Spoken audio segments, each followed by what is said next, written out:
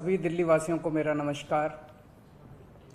पिछले एक साल से जब से कोरोना शुरू हुआ है, मैं समय समय पे आपके बीच में आके सभी तथ्यों को, परिस्थितियों को ईमानदारी के साथ आपके सामने रखता रहा हूँ, आपसे चर्चा करता रहा हूँ।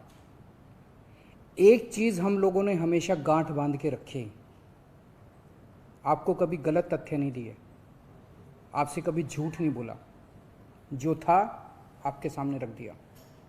अगर स्थिति अच्छी थी तो भी आपको बताया, स्थिति खराब थी तो भी आपको हमने ईमानदारी से बताया, क्योंकि हम पहले दिन से समझ गए थे कि ये इतनी बड़ी आपदा है कि आपके साथ के बिना, जनता के साथ के बिना अकेले इस आपदा से सरकार सामना नहीं कर सकती। जनता का सहयोग और जनता की सहभागिता इस पूरे संघर्ष में बेहद ज़रूरी है। और जब तक जनता को सच नहीं बताया जाएगा, सारे तथ्य जनता के सामने नहीं रखे जाएंगे, तब तक जनता की भागीदारी सुनिश्चित करना असंभव था। इसीलिए हमने हर चीज़ आपके सामने रखी। हमने टेस्ट नहीं कम होने दिए। आज दिल्ली के अंदर सबसे ज़्यादा टेस्ट हो रहे हैं। मैं तो ये कहूँगा कि अगर प्रति 10 लाख की पॉपुलेशन पे देखा जाए तो शायद पूरी दुनिया में सबसे ज़्यादा टेस्ट दिल्ली में हो रहे हैं। मैंने देखा कि कई जगहों पे उन्होंने टेस्ट कम कर दिए, टेस्ट कम कर दिए तो केस कम आने लग गए। इस तरह से तथ्यों के साथ कई जगह हेरफेर करने की कोशिश की गई। हमने ऐसा नहीं किया, हमने टेस्ट कम नहीं किए, उल्टे कम करने की वजह हमने दिल्ली में टेस्ट कई गुने बढ़ा दिए। आज लगभग 1 लाख टेस्ट दिल्ली में डेली हो रहे हैं। हमने मौत के आंकड़े आपसे नहीं छुपाए, जितनी मौतें होती थी हमने सब आपके सामने रखी, ईमानदारी से रखी। अगर ज़्यादा हो रही थी तो ज़्यादा बताई, कम हो रही थी तो कम बताई।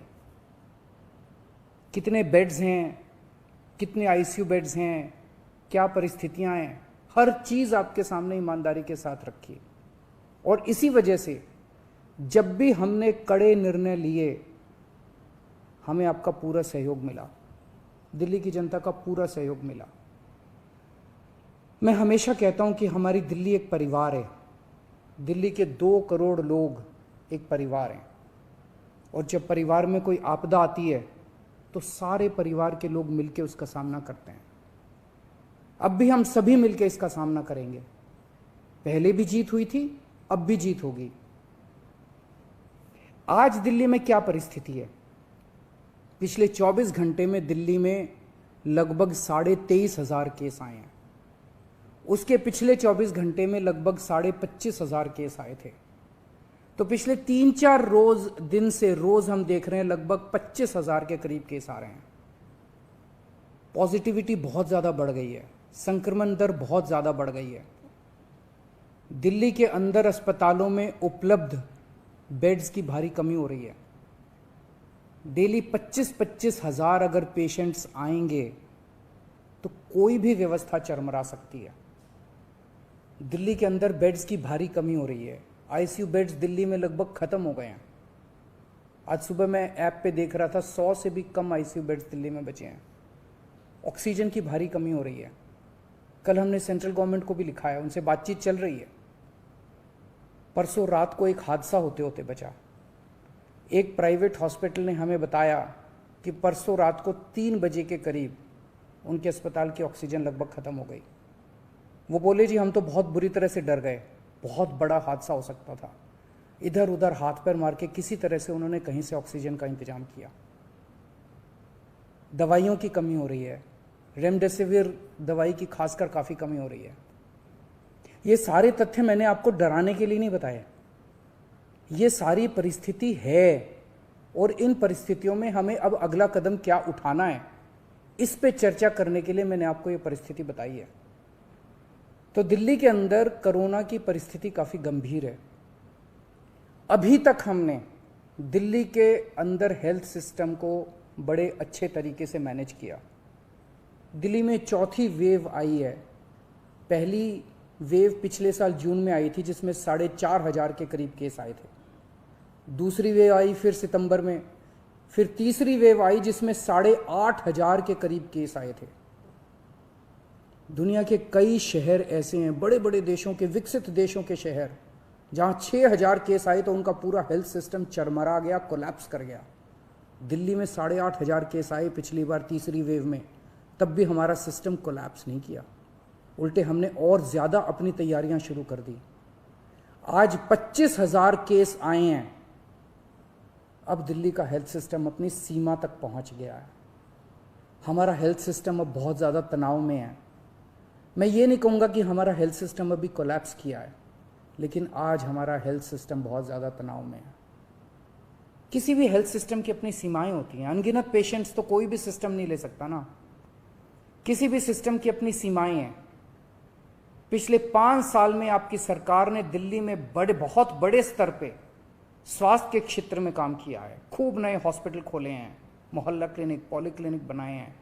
बहुत बड़े स्तर के ऊपर स्वास्थ्य के क्षेत्र में काम हुआ है। यही कारण है कि आज 25,000 केस के ऊपर भी दिल्ली का सिस्टम चल रहा है। लेकिन अब इसके बाद अगर तुरंत कुछ कठोर कदम नहीं उठाए गए तो ये सिस्टम कोलैप्स कर सकता है।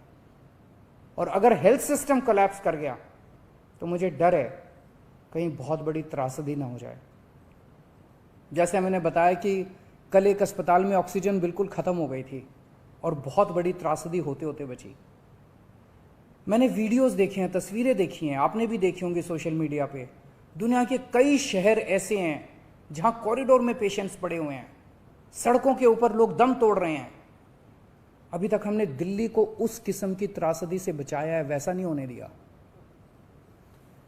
आज सुबह 11 बजे मेरी और एलजी साहब की मीटिंग हुई और इन सारे पहलुओं के ऊपर, सारी परिस्थिति के ऊपर काफ़ी विस्तार से बातचीत हुई।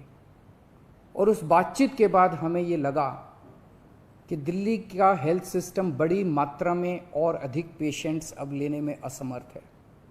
अगर हमने अभी लॉकडाउन नहीं लगाया तो कहीं ऐसा ना हो कि बड़ी त्रासदी हो जाए। हम किसी भी हालत में दिल्ली को उस परिस्थिति में नहीं ले जाना चाहते जहां कॉरिडोर के अंदर पेशेंट्स पड़े हैं, सड़कों पे लोग दम तोड़ रहे हैं। आज सभी परिस्थितियों का जायजा लेने के बाद आपकी सरकार को ये लगता है कि दिल्ली में कुछ दिन के लिए लॉकडाउन लगाना ज़रूरी है, तो आज रात को 10 बजे से अगले सोमवार को सुबह 5 बजे तक 6 दिन के लिए दिल्ली में लॉकडाउन लगाया जा रहा है। इस दौरान जाहिर है कि जो एसेंशियल सर्विसेज हैं वो जारी रहेंगी, खाने पीने की, मेडिकल व्यवस्थाओं की वो जारी रहेंगी। ये शादियों का सीज़न है, लोगों के बड़े मुश्किल से रिश्ते बनते हैं, हम उनके रिश्ते तोड़ना नहीं चाहते, तो लोगों की शादियां संपन्न हों, लेकिन केवल 50 लोगों के गैदरिंग के साथ संपन्न हो। उसके लिए अलग से पास दिए जाएंगे। इसके बारे में अभी थोड़ी देर में डिटेल्ड ऑर्डर जारी हो जाएगा कि कौन कौन सी चीज़ें जारी रहेंगी और कौन सी चीज़ों पर पाबंदी रहेगी। मैंने और एलजी साहब के हम दोनों ने निर्णय तब लिया है जब हमारे पास कोई उपाय नहीं बचा था। हमारे लिए निर्णय लेना आसान नहीं था, क्योंकि मैं समझ सकता हूं कि लॉकडाउन के दौरान किस तरह से लोगों के रोज़गार ख़त्म हो जाते हैं, लोगों की कमाई ख़त्म हो जाती है, और ख़ासकर सबसे गरीब तबके के लिए तो ये बेहद मुश्किल होता है। जो दिहाड़ी करके रोज़ कमाते हैं उनके लिए तो बेहद मुश्किल हो जाता है। पिछली बार जब देश में लॉकडाउन लगा था, हमने देखा कि किस तरह बड़ी संख्या में प्रवासी मजदूर अपने गांव जाने लगे थे। उनसे मैं ख़ास तौर से हाथ जोड़ के अपील करना चाहता हूँ, ये छोटा सा लॉकडाउन है, 6 दिन का, दिल्ली छोड़ के मत जाइएगा। आपके आने जाने में इतना समय खराब हो जाएगा, इतना पैसा खराब हो जाएगा, इतनी ऊर्जा खराब होती है। दिल्ली में रहिए। मुझे उम्मीद है कि ये छोटा लॉकडाउन है और छोटा ही रहेगा। मुझे पूरी उम्मीद है कि शायद बढ़ाने की ज़रूरत ना पड़े। आप दिल्ली में रहिए। यकीन मानिए, हम पूरी ईमानदारी के साथ सब मिल के लड़ेंगे तो जल्दी इस मुसीबत से छुटकारा पाएंगे। मैं आपको यकीन दिलाता हूँ, सरकार आपका पूरा ख्याल रखेगी। मैं हूँ ना, मुझ पे भरोसा रखिए। मेरी दिल्ली के सभी नागरिकों से अपील है कि ये निर्णय हमने बहुत मुश्किल से लिया है। आप सब लोग जानते हैं कि मैं लॉकडाउन के सख्त खिलाफ रहा हूँ। हमेशा से मैंने लॉकडाउन का विरोध किया है। मेरा ये मानना है कि लॉकडाउन से कोरोना ख़त्म नहीं होता, लॉकडाउन से कोरोना की स्पीड कम हो जाती है। मेरा हमेशा ये मानना है कि अगर किसी भी शहर या राज्य की स्वास्थ्य व्यवस्था अपनी सीमा तक पहुंच जाए तो लॉकडाउन लगाना जरूरी हो जाता है, ताकि पेशेंट्स का नंबर कम हो जाए, ताकि हेल्थ सिस्टम को और दुरुस्त किया जा सके। ये जो 6 दिन का लॉकडाउन हम लगा रहे हैं, ये जो 6 दिन हम ले रहे हैं आपसे, इन 6 दिनों के अंदर हम बहुत बड़े स्तर के ऊपर और दिल्ली में बेड्स की व्यवस्था करेंगे। केंद्र से हम मदद मांग रहे हैं, उनसे लगातार संपर्क में हैं। केंद्र सरकार हमारी मदद भी कर रही है, उसके लिए हम केंद्र सरकार के शुक्रगुजार हैं। उनसे ऑक्सीजन की व्यवस्था करेंगे, दवाइयों की व्यवस्था करेंगे। इस लॉकडाउन के समय को हम इन सब चीज़ों के लिए इस्तेमाल करेंगे। मेरी अब सब लोगों से गुजारिश है कि लॉकडाउन का पूरी तरह से पालन करें, घर से बाहर इस दौरान ना निकलें।